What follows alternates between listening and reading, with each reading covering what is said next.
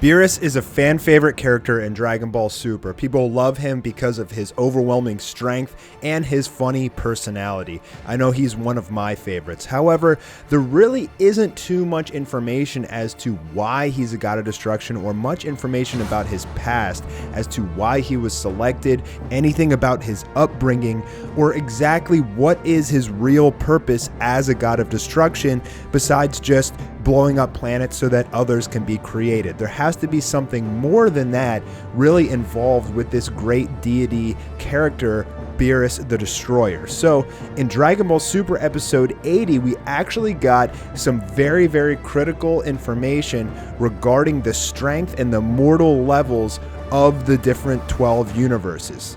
The Great Priest gives us a speech and he tells us that the Omni King has basically calculated a mortal level or a ranking for each of the 12 universes. Now he says that Universe 7, our universe, is actually the second lowest from the bottom with a mortal level of 3.18 on average, which is not good at all. There are two major theories among fans.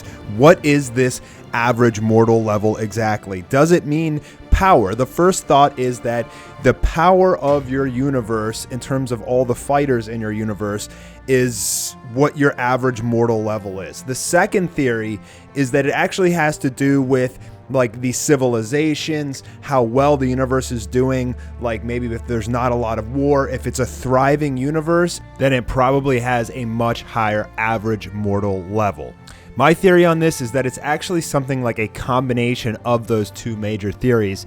And so let me go through the rest of the information that we got, and then I will explain how Beerus' true purpose plays into all of this. Each universe is home to trillions upon trillions of different life forms, and I think the original purpose of the Omni King was to create a gigantic number of universes, 18 at the start, and since he can't basically manage all of them by himself, he appoints a Kaioshin and a god of destruction to oversee the universe, to basically ensure that the universe continues to thrive and grow, and their job is essentially to basically police that universe. In a sense, they're almost like a government. They're supposed to be making decisions that help that country, or in their case, that universe, by pouring energy into one area or taking it from another. They're supposed to be helping that universe grow, expand, and thrive through their own means as basically the two leaders of that universe. So right here, the Great Priest says that Zeno-sama has often said there are too many universes.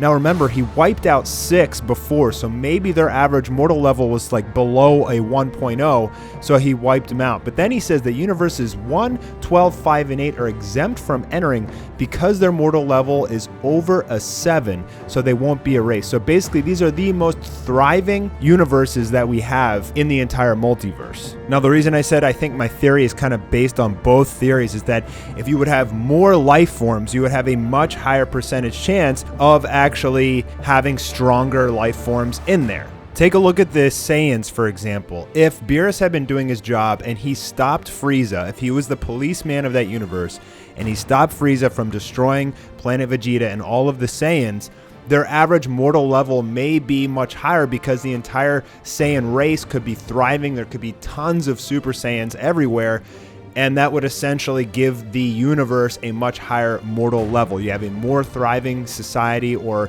thriving universe of life forms, as well as stronger people in there. Now, the Saiyans are actually a really bad example because they themselves were destructive and they would just go around destroying planets. But this is just kind of an example how the average mortal level could play into both power and thriving civilizations. If you give a civilization enough time to grow, it could get very powerful, and those combined could raise the average mortal level. A really good example would actually be the Namekians, who have both high power level and are a very thriving established civilization.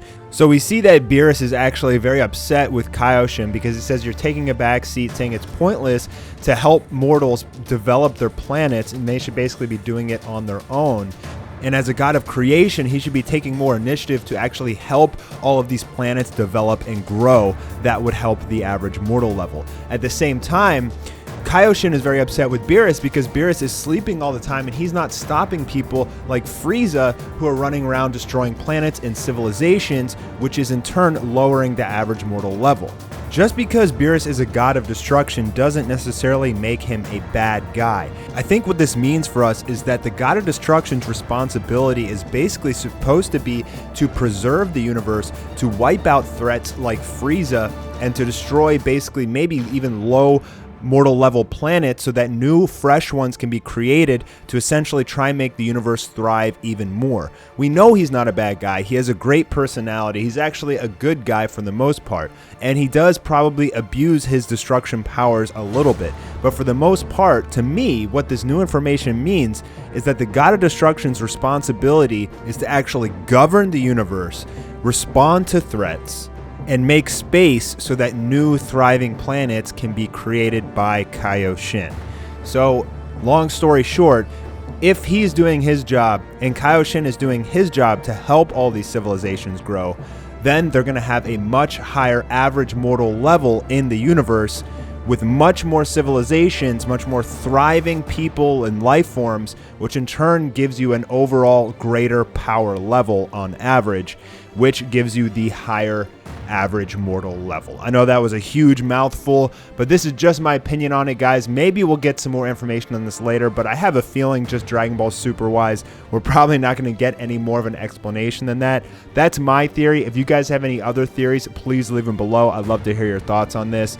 I'm not particularly happy that 4 of the strongest universes, or the highest 4, won't be participating in the actual tournament. That's actually really disappointing to me, but in a way it does kind of make sense that Zeno is essentially trying to clear out all the low universes. He's trying to get, just a select few that are really great and really thriving. And so basically, in a weird way, he does have good intentions in heart. He just wants universes to be clean and good and thriving and people are happy and everything. And this is his messed up way, essentially, of cleaning out the bad universes. Well, we know Bergamo is going to say something that's going to change the Omni King's mind in the next episode. So I guess we'll find out, because honestly, I don't see how a show that has a much younger audience can just be having trillions upon trillions of people just being eradicated and disintegrated in an instant. I think that's kind of messed up. So I guess we'll find out, guys.